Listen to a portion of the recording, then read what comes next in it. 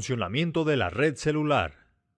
Como reparador de dispositivos móviles, debes conocer cómo funciona la red de telefonía celular. Esto te permitirá diagnosticar algunas fallas en los aparatos sin necesidad de desarmarlos. Además, es necesario que identifiques a qué generación pertenecen. Así, sabrás sus características y limitaciones. De acuerdo a la Unión Internacional de Telecomunicaciones, hasta ahora existen 4 generaciones de tecnología celular. En 1G, solo podías comunicarte vía telefónica con movilidad. En 2G, se agregaron servicios de fax, buzón de voz y mensajes de texto gracias a un sistema global para móviles, que usa una tarjeta de identificación desmontable. Tiempo después, podías mandar tonos e imágenes con un servicio general de paquetes vía radio y una tasa de datos mejorada. Una variante de GSM es la tecnología de acceso múltiple por código, es decir, teléfonos sin tarjeta SIM. Más adelante, 3G aumentó la velocidad de transmisión, además de soportar voz y datos al mismo tiempo. Estandarizó el servicio gracias al Sistema Universal de Telecomunicaciones Móviles, que permite el roaming global, es decir, el acceso a Internet en cualquier parte del mundo que tenga cobertura de red. Después, aumentó hasta 7 veces su velocidad de transmisión. Finalmente, la tecnología 4G va entrando poco a poco. Busca mejorar las velocidades de transmisión y permitir videoconferencias en tiempo real, además de mejorar la calidad del servicio. Hoy en día, la mayoría de los celulares que repararás son 3G, pero también te vas a encontrar con equipos 2G o 4G. A partir de 3G, la red se estandarizó y en todo el mundo está compuesta por centrales, estaciones base o radiotorres, y equipos conocidos como terminales, pues son el inicio y el final de una cadena de telecomunicación. Las estaciones base cubren un área hexagonal. Juntas, crean una red conformada por células, de ahí su nombre, red celular. Cuando tú realizas una llamada, el dispositivo envía una señal a la estación base más cercana. Esta la dirige a la central correspondiente. Aquí se busca la estación base en la que está registrado el equipo al que llamas. Ya ubicado, la señal se manda a dicha estación. Por último, esta canaliza la llamada. Siempre que tengas señal en el celular, estás registrado en alguna célula, por lo tanto, podrás hacer y recibir llamadas. En zonas marginadas o montañosas existen huecos no cubiertos por las células. Ahí no habrá señal. En caso de que estés llamando en movimiento, cuando comienzas a salir del área de cobertura de una célula, la torre de la célula a la que te mueves te registra y capta la llamada. Esto ocurre en fracciones de segundo, tan rápido que es imperceptible. Es así que puedes conversar en un auto sin interrupciones. Cuando llamas de celular a un teléfono fijo, la central de equipos móviles canaliza la llamada a una central que maneja equipos fijos. En esta clase aprendiste cómo funciona la red celular, es decir, lo que corresponde a la compañía que da el servicio. En la siguiente, conocerás cómo funcionan los equipos internamente. Componentes de celulares y tablets. Actualmente, los fabricantes de dispositivos móviles ofrecen una gran diversidad de equipos. Cada marca y modelo tiene una estructura interna diferente según sus funciones. Como reparador, debes conocer las características específicas de cada aparato al que le da servicio. La mayoría de los celulares y tablets comparten las mismas funciones. Tienen display amplio tipo touch. Pueden tomar fotografías. Reproducen música y video. Se conectan al Internet vía Wi-Fi. Transfieren archivos vía Bluetooth. También son similares las aplicaciones: mensajería, reloj, calendario, calculadora, notas, juegos y más. Internamente, un equipo tiene módulos específicos para cada una de sus funciones, al igual que las computadoras, tienen dos componentes. Hardware es la parte física del equipo y software es el sistema que le permite realizar sus tareas. El hardware de un celular consta de los siguientes módulos: batería, circuitos de carga y tarjeta impresa. Son los encargados de brindar y distribuir la energía eléctrica en el aparato según se requiera. Procesamiento. Ejecuta las instrucciones que le son encomendadas por el sistema operativo y las aplicaciones. Memorias. Son las que almacenan los datos. RF. Se llama así por ser el encargado de la radiofrecuencia, es decir, es el que lleva a cabo la transmisión y recepción de señales. Módulos de conectividad.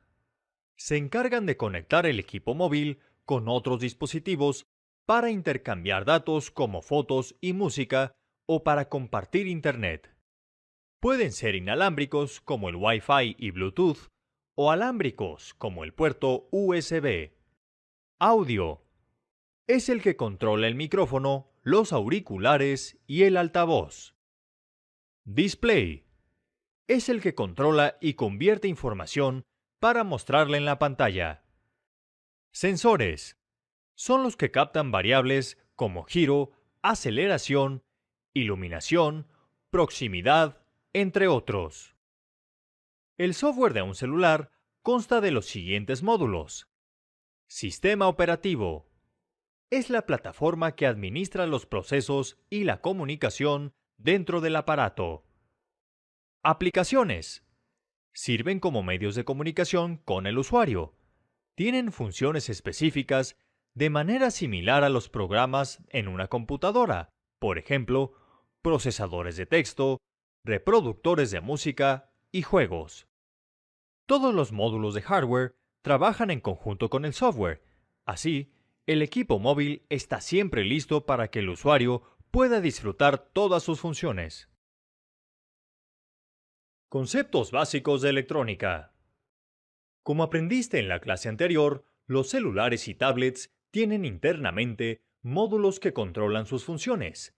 Estos, a su vez, están formados de elementos electrónicos, por ello, es necesario que conozcas los conceptos básicos de electrónica que te van a servir cuando repares. Los materiales que permiten el paso de la corriente eléctrica se llaman conductores, y los que la bloquean se denominan aislantes. Los semiconductores son aquellos que, dependiendo de ciertas condiciones, permiten o no el paso de electricidad. Estos son los más importantes, pues están presentes en todos los aparatos electrónicos. En el uso de la energía eléctrica intervienen tres componentes: voltaje, corriente y resistencia. El voltaje, también conocido como tensión eléctrica o diferencia de potencial, es la fuerza que tiene la energía eléctrica entre los polos positivo y negativo. Dicha fuerza impulsa la electricidad hacia los elementos electrónicos del celular para que funcionen. Se mide en volts. La corriente es el flujo de paquetes de energía en un determinado tiempo, es decir, la velocidad de la energía eléctrica. En un circuito, esa velocidad tiene variaciones, pues algunos elementos electrónicos necesitan energía más rápido que otros para funcionar. Se mide en amperes. La resistencia es la oposición al paso de la energía eléctrica. Sirve para regular la corriente y el voltaje según lo requiera cada componente. Libera la energía sobrante en forma de calor. Se mide en ohms. Las tres variables anteriores se relacionan mediante la ley de Ohm. Esta sirve para conocer los parámetros de funcionamiento de un elemento electrónico y determinar si son los correctos. Para calcular cualquiera de las variables, basta con conocer dos y multiplicarlas o dividirlas según la fórmula de la ley de Ohm. La potencia es la relación entre energía y tiempo ocupados en un trabajo determinado. Sirve para conocer cuánta energía consume un elemento y cuánto tarda en hacer su tarea. Se mide en watts. A la corriente se le denomina alterna cuando cambia de sentido periódicamente dentro de un circuito. Es la que se obtiene de los tomacorrientes. La corriente continua o directa es la que siempre fluye en un mismo sentido, por lo tanto es más fácil controlarla. Es la que utilizan los equipos electrónicos internamente. Reforcemos los conocimientos adquiridos con el siguiente ejemplo. Imagina que vas a regar tu jardín. Tienes dos mangueras unidas conectadas a una llave de agua. Una es más ancha que la otra. El voltaje sería la fuerza con la que sale el agua de la llave. La corriente es la velocidad que lleva al viajar por las mangueras. La resistencia es la oposición al paso del agua, que ejerce la pieza de unión y la diferencia de grosor de las mangueras. En este caso, la corriente es continua ya que va en un mismo sentido. Si el agua cambiara de dirección cada cierto tiempo, sería equivalente a la corriente alterna. Electrónica analógica. Para identificar los componentes de un celular o una tablet, te será de mucha ayuda conocer las bases de la electrónica analógica. La electrónica se divide en dos, digital y analógica. Esta última se basa en voltajes continuos en el tiempo, que además pueden tener cualquier valor dentro de cierto rango. La electrónica digital, en cambio, se basa en voltajes discretos, es decir, no continuos, que tienen un valor definido. Para entender mejor la diferencia, veamos un ejemplo. La medida de volumen de un radio antiguo es analógica. Con ella se puede variar el sonido en el rango de 0 a 80 decibeles. Al girarla, provoca un cambio continuo de valores que pueden ser exactos o intermedios, por ejemplo, 33.2, 40 o 50.7. Los botones de volumen de una tablet son digitales. El volumen, por ejemplo, puede estar dividido cada 10 decibeles. Por lo tanto, en un rango de 0 a 80, al apretar los botones, puedes alcanzar 30 o 40, pero nunca valores intermedios como el 33.5 o el 50.7. Como puedes ver, en la electrónica analógica los valores no están bien definidos y en la digital sí. Existen componentes básicos dentro de la electrónica analógica que manipulan la energía eléctrica. El resistor es una pieza que se opone al flujo de corriente. Sirve para regularla y distribuirla en un circuito según se requiera. Se mide en ohms. El capacitor acumula voltaje y lo libera cuando se llena. También puede funcionar como filtro, reduciendo el ruido de señales eléctricas. Puede ser electrolítico o cerámico. El primero tiene definidos los polos positivo y negativo, el cerámico no, y se puede conectar de forma indistinta.